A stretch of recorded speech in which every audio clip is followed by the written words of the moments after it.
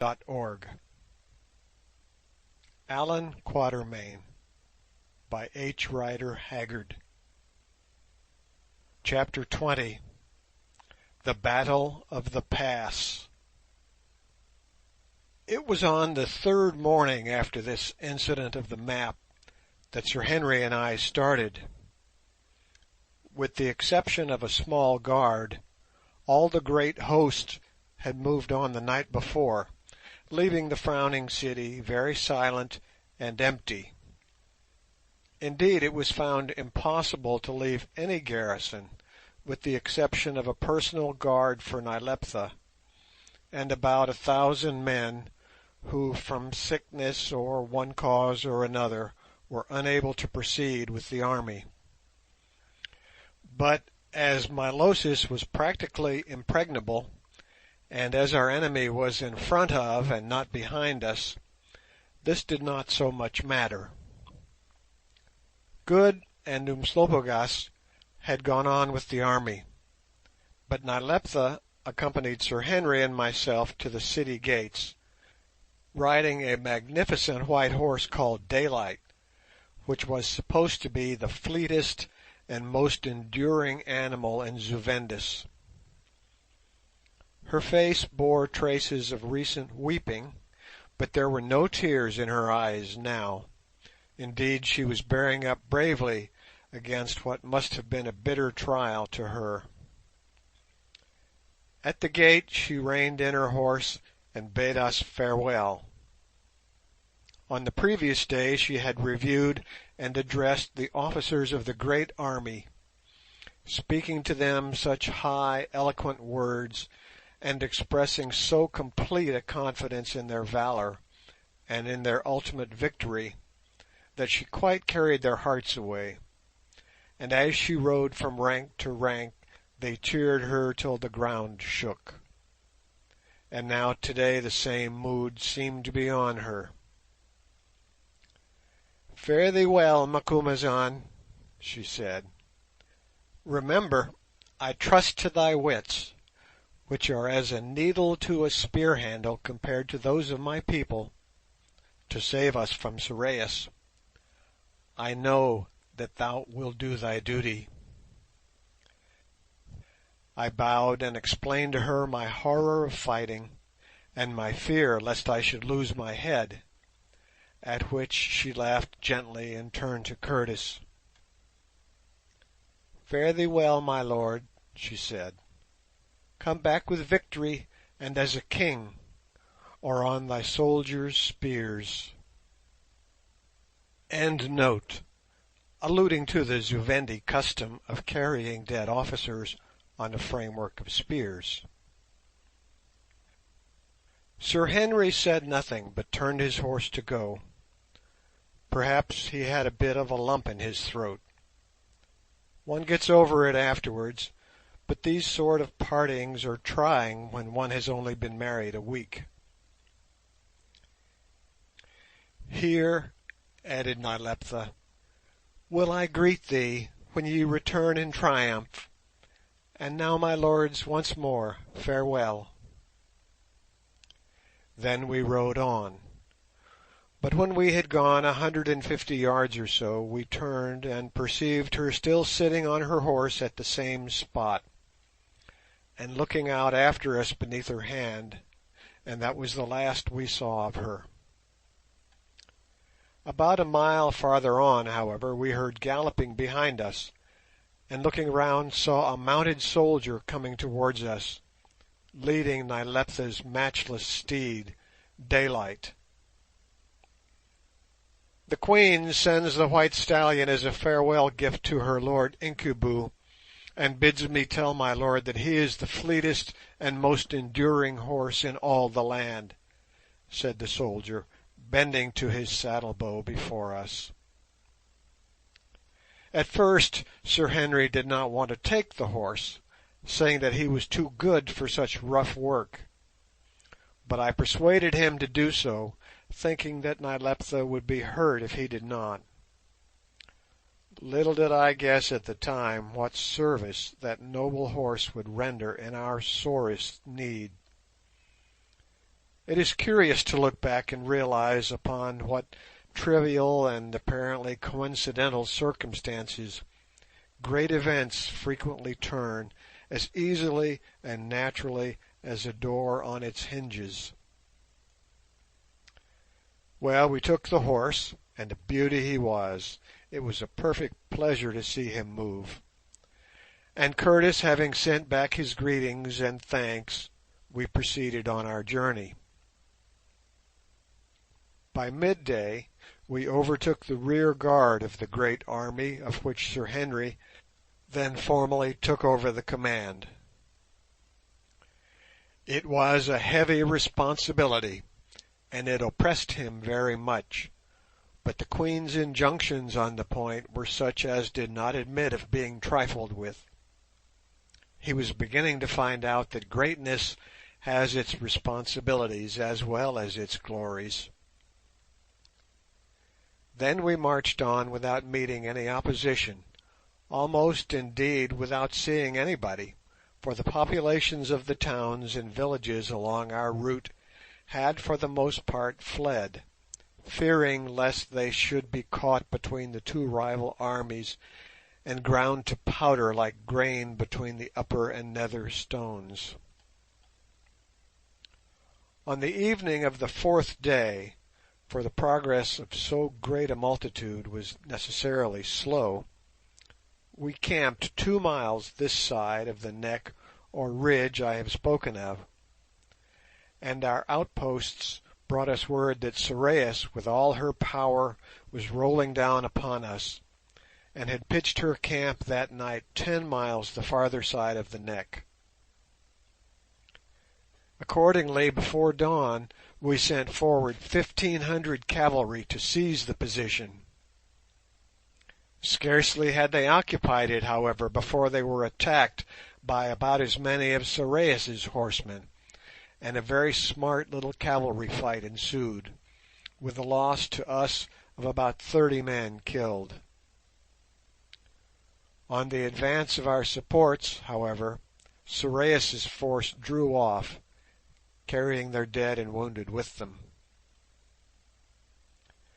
The main body of the army reached the neck about dinner time, and I must say that Nyleptha's judgment had not failed her. It was an admirable place to give battle in, especially to a superior force. The road ran down a mile or more through ground too broken to admit of the handling of any considerable force, till it reached the crest of a great green wave of land that rolled down a gentle slope to the banks of a little stream, and then rolled away again up a still gentler slope to the plain beyond, the distance from the crest of the land wave down to the stream being a little over half a mile, and from the stream up to the plain beyond a trifle less.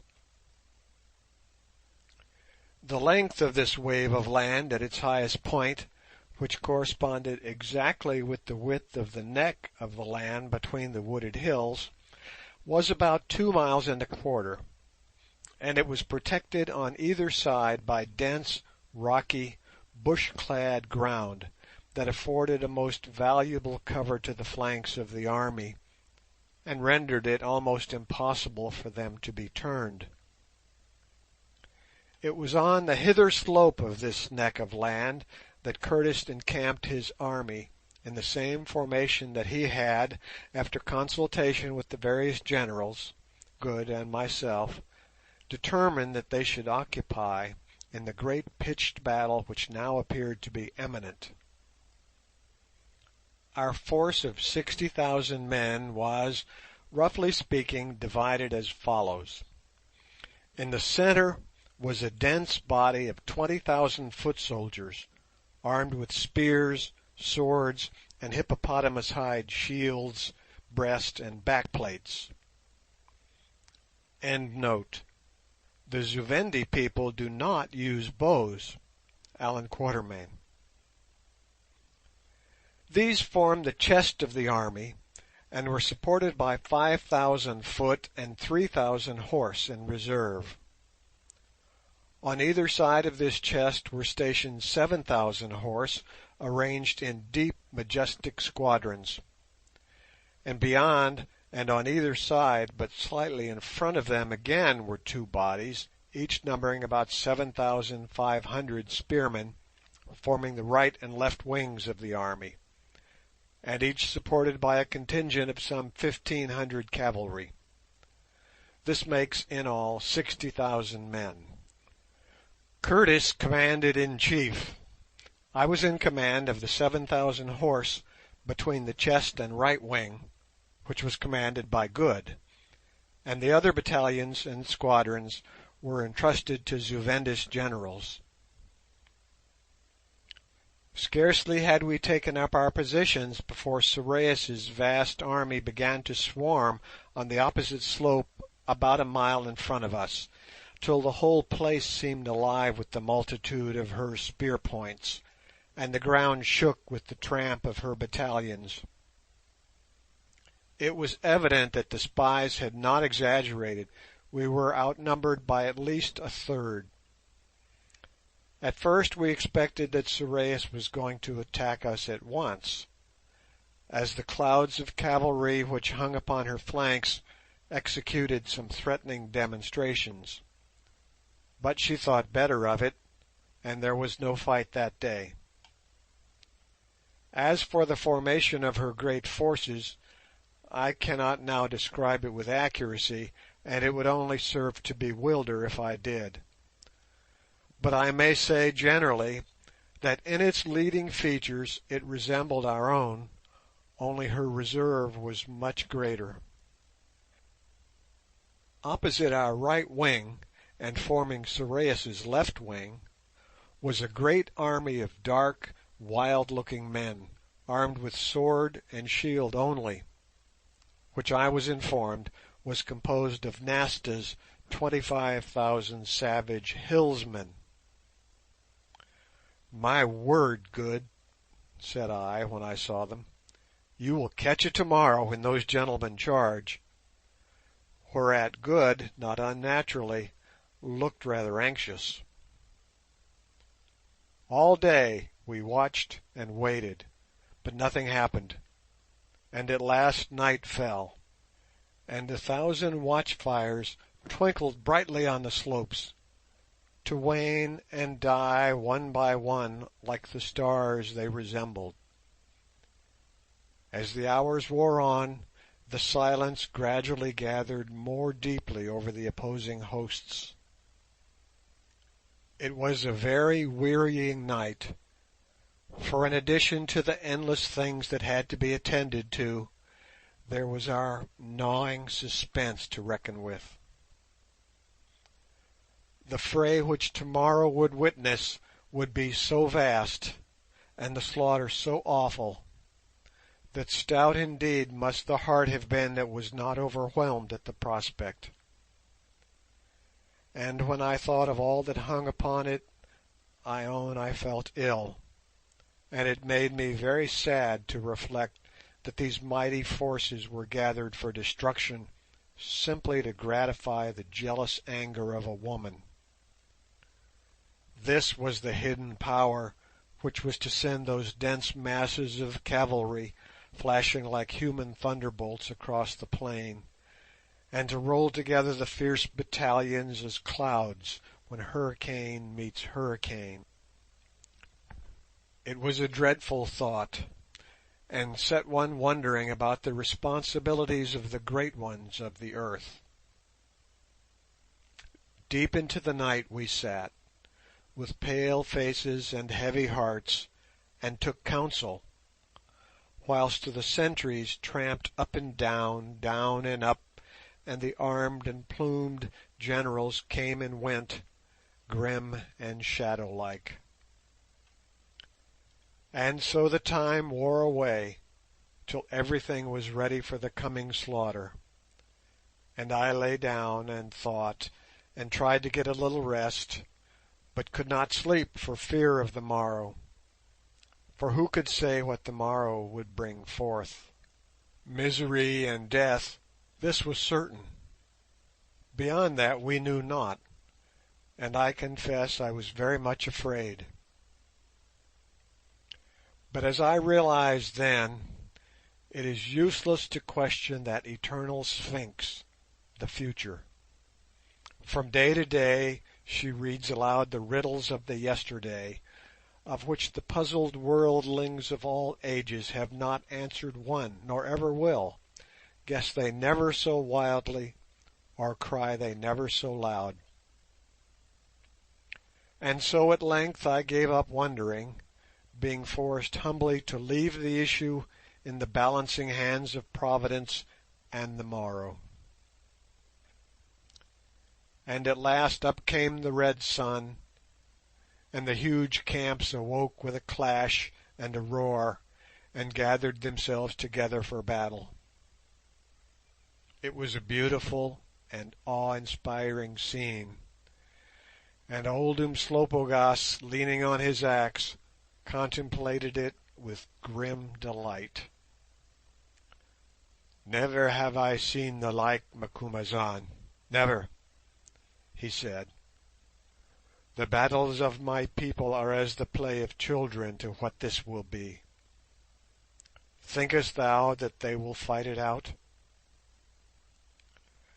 "Ay," I answered sadly, "to the death. Content thyself, woodpecker, for once shalt thou peck thy fill." Time went on, and still there was no sign of an attack. A force of cavalry crossed the brook, indeed, and rode slowly along our front, evidently taking stock of our position and numbers. With this we did not attempt to interfere, as our decision was to stand strictly on the defensive and not to waste a single man. The men breakfasted and stood to their arms, and the hours wore on. About midday, when the men were eating their dinner, for we thought they would fight better on full stomachs, a shout of "Sorais! Sorais!" arose like thunder from the enemy's extreme right, and taking the glass I was able to clearly distinguish the Lady of the Night herself, surrounded by a glittering staff and riding slowly down the lines of her battalions. And as she went, that mighty thundering shout rolled along before her like the rolling of 10,000 chariots, or the roaring of the ocean when the gale turns suddenly and carries the noise of it to the listener's ears, till the earth shook and the air was full of the majesty of sound. Guessing that this was a prelude to the beginning of the battle, we remained still and made ready. We had not long to wait. Suddenly, like flame from a cannon's mouth, out shot two great tongue-like forces of cavalry, and came charging down the slope towards the little stream, slowly at first, but gathering speed as they came. Before they got to the stream, orders reached me from Sir Henry, who evidently feared that the shock of such a charge, if allowed to fall unbroken upon our infantry, would be too much for them, to send 5,000 sabres to meet the force opposite to me, at the moment when it began to mount the stiffest of the rise about 400 yards from our lines. This I did, remaining behind myself with the rest of my men. Off went the 5,000 horsemen, drawn up in a wedge-like form, and I must say that the general in command handled them very ably. Starting at a hand gallop, for the first 300 yards he rode straight at the tip of the tongue-shaped mass of cavalry, which, numbering so far as I could judge about 8,000 sabres, was advancing to charge us. Then he suddenly swerved to the right and put on the pace, and I saw the great wedge curl round, and before the foe could check himself and turn to meet it, strike him about halfway down his length, with a crashing, rending sound like that of the breaking up of vast sheets of ice. In sank the great wedge into his heart, and as it cut its way hundreds of horsemen were thrown up on either side of it, just as the earth is thrown up by a ploughshare, or more like still, as the foaming water curls over beneath the bows of a rushing ship.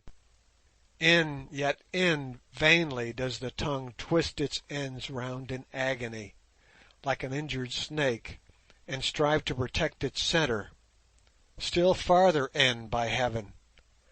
Right through, and so, amid cheer after cheer from our watching thousands, back again upon the severed ends, beating them down, driving them as a gale drives spray, till at last, amidst the rushing of hundreds of riderless horses, the flashing of swords, and the victorious clamour of their pursuers, the great force crumples up like an empty glove, then turns and gallops pell-mell for safety back to its own lines. I do not think it reached them more than 2/3 as strong as when it went out 10 minutes before. The lines, which were now advancing to the attack, opened and swallowed them up, and my force returned, having only suffered a loss of about 500 men. Not much, I thought, considering the fierceness of the struggle. I could also see that the opposing bodies of cavalry on our left wing were drawing back, but how the fight went with them I do not quite know. It is as much as I can do to describe what took place immediately around me. By this time the dense masses of the enemy's left, composed almost entirely of Nasta's swordsmen, were across the little stream, and with alternate yells of "Nasta" and "Sorais," with dancing banners and gleaming swords, were swarming up towards us like ants. Again I received orders to try and check this movement, and also the main advance against the chest of our army, by means of cavalry charges, and this I did to the best of my ability by continually sending squadrons of about 1,000 sabres out against them. These squadrons did the enemy much damage, and it was a glorious sight to see them flash down the hillside and bury themselves like a living knife in the heart of the foe. But also we lost many men, for after the experience of a couple of these charges, which had drawn a sort of bloody St. Andrew's cross of dead and dying through the centre of Nasta's host, our foes no longer attempted to offer an unyielding front to their irresistible weight, but opened out to let the rush go through, throwing themselves on the ground, and hamstringing hundreds of horses as they passed. And so, notwithstanding all that we could do, the enemy drew nearer, till at last he hurled himself upon Good's force of 7,500 regulars, who were drawn up to receive them in 3 strong squares. About the same time, too, an awful and heart-shaking roar told me that the main battle had closed in on the centre and extreme left. I raised myself in my stirrups and looked down to my left. So far as the eye could see there was a long dazzling shimmer of steel as the sun glanced upon falling sword and thrusting spear. To and fro swung the contending lines in that dread struggle, now giving way, now gaining a little, in the mad yet ordered confusion of attack and defence. But it was as much as I could do to keep count of what was happening to our own wing, and As for the moment the cavalry had fallen back under cover of Good's three squares, I had a fair view of this. Nasta's wild swordsmen were now breaking in red waves against the sullen rock-like squares. Time after time did they yell out their war cries, and hurl themselves furiously against the long triple ridges of spear points, only to be rolled back as billows are when they meet the cliff. And so for 4 long hours the battle raged, almost without a pause. And at the end of that time, if we had gained nothing, we had lost nothing.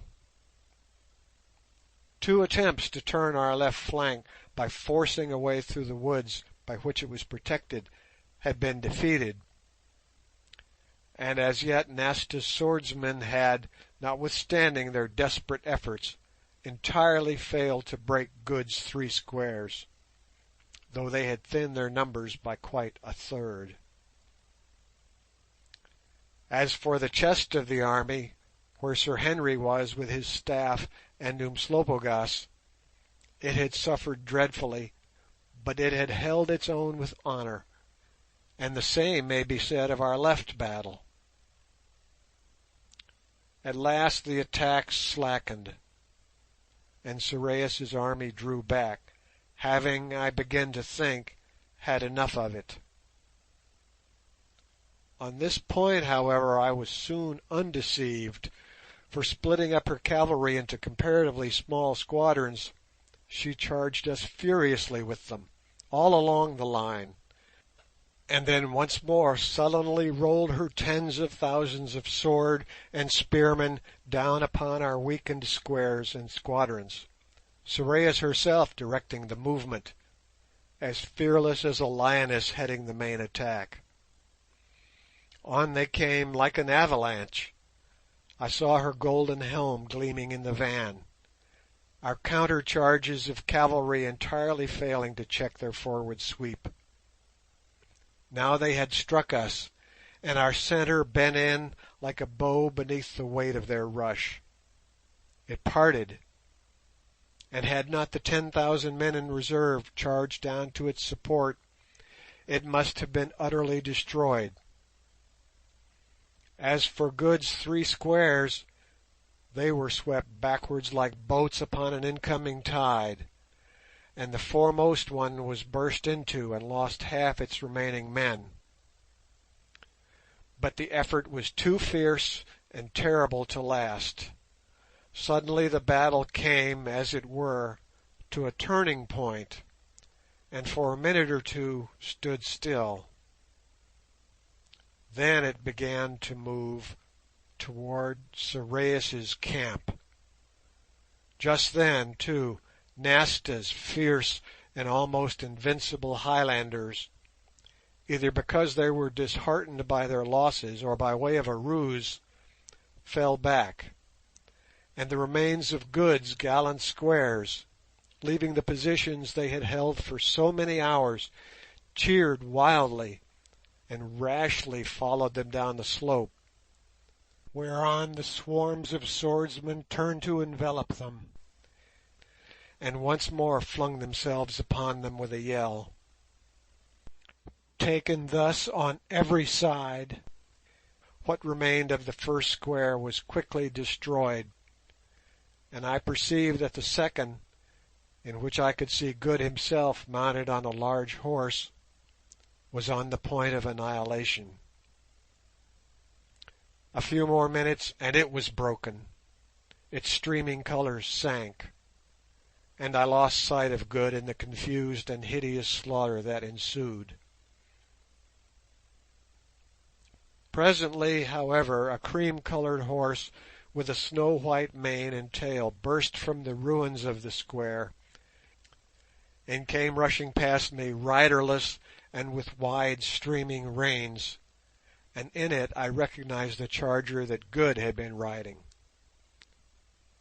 Then I hesitated no longer, but taking with me half my effective cavalry force, which now amounted to between 4,000 and 5,000 men, I commended myself to God, and without waiting for orders, I charged straight down upon Nasta's swordsmen. Seeing me coming, and being warned by the thunder of my horses' hoofs, the majority of them faced round, and gave us a right warm welcome. Not an inch would they yield. In vain did we hack and trample them down as we ploughed a broad red furrow through their thousands. They seemed to re-arise by hundreds, driving their terrible sharp swords into our horses or severing their hamstrings, and then hacking the troopers who came to the ground with them almost into pieces. My horse was speedily killed under me, but luckily I had a fresh one, my own favourite, a coal-black mare Nyleptha had given me, being held in reserve behind, and on this I afterwards mounted.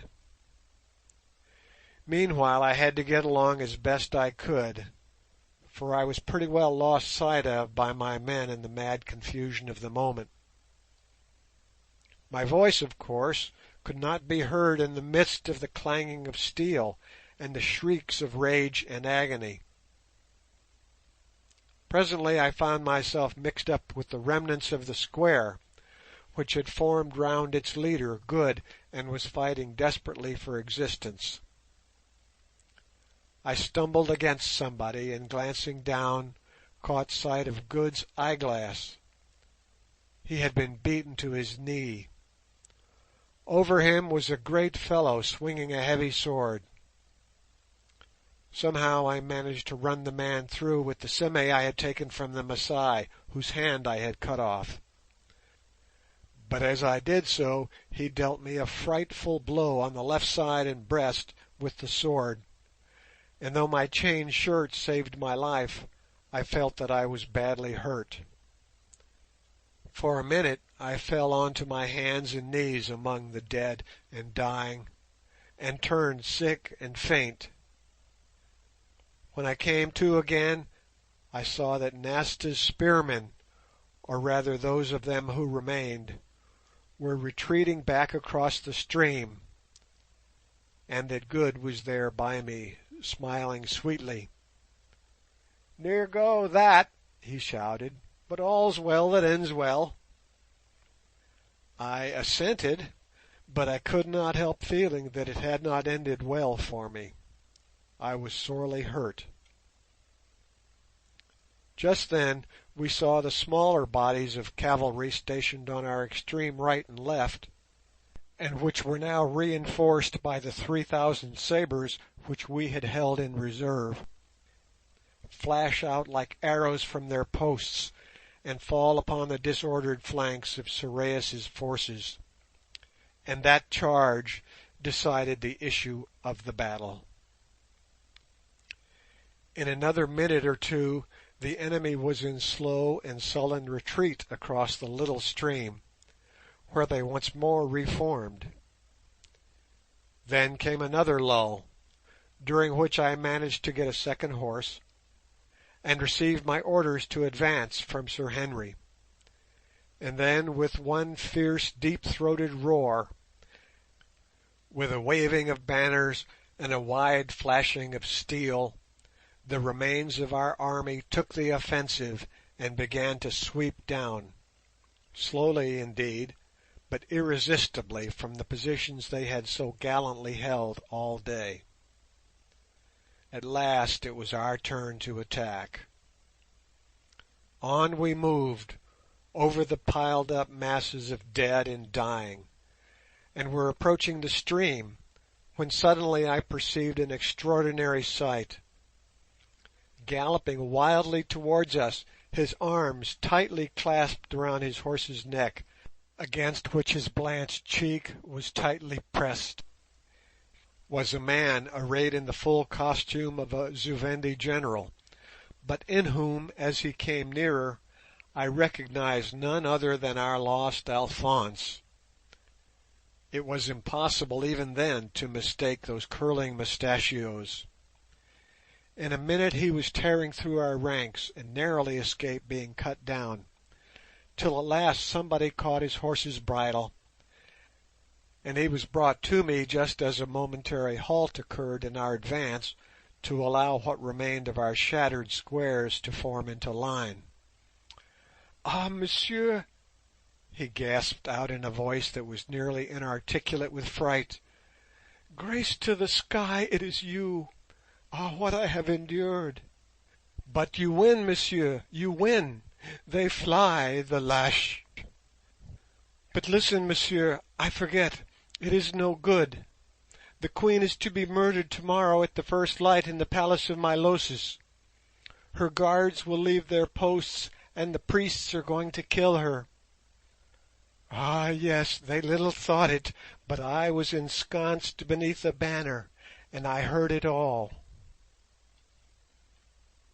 "What?" I said, horror-struck. "What do you mean?"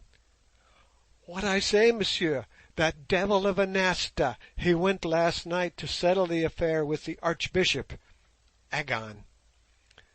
The guard will leave open the little gate leading from the great stair and go away, and Nasta and Agon's priests will come in and kill her. Themselves they would not kill her." "Come with me," I said, and shouting to the staff officer next to me to take over the command, I snatched his bridle and galloped as hard as I could for the spot, between a quarter and half a mile off, where I saw the royal pennon flying, and where I knew that I should find Curtis if he were still alive. On we tore, our horses clearing heaps of dead and dying men, and splashing through pools of blood, on past the long broken lines of spearmen to where, mounted on the white stallion Nyleptha had sent to him as a parting gift, I saw Sir Henry's form towering above the generals who surrounded him. Just as we reached him the advance began again. A bloody cloth was bound around his head, but I saw that his eye was as bright and keen as ever. Beside him was old Umslopogaas, his axe red with blood, but looking quite fresh and uninjured. "What's wrong, Quatermain?" he shouted. "Everything. There is a plot to murder the Queen tomorrow at dawn. Alphonse here, who has just escaped from Sorais, has overheard it all," and I rapidly repeated to him what the Frenchman had told me. Curtis's face turned deadly pale and his jaw dropped. "At dawn!" he gasped, "and it is now sunset. It dawns before 4, and we are nearly 100 miles off. 9 hours at the outside. What is to be done?" An idea entered into my head. "Is that horse of yours fresh?" I said. "Yes, I have only just got on to him when my last was killed, and he has been fed." "So was mine. Get off him, and let Umslopogaas mount. He can ride well. We will be at Milosis before dawn, or if we are not, well, we cannot help it. No, no, it is impossible for you to leave now. You would be seen, and it would turn the fate of the battle. It is not half won yet. The soldiers would think you were making a bolt of it. Quick now." In a moment he was down, and at my bidding Umslopogaas sprang into the empty saddle. "Now farewell," I said. "Send 1,000 horsemen with remounts after us in an hour if possible.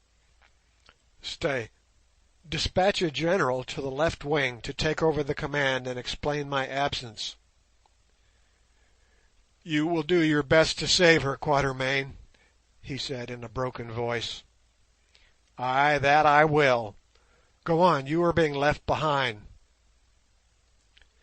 He cast one glance at us, and accompanied by his staff galloped off to join the advance, which by this time was fording the little brook that now ran red with the blood of the fallen. As for Umslopogaas and myself, we left that dreadful field as arrows leave a bow, and in a few minutes had passed right out of the sight of slaughter, the smell of blood, and the turmoil and shouting, which only came to our ears as a faint, far-off roaring like the sound of distant breakers. Chapter 20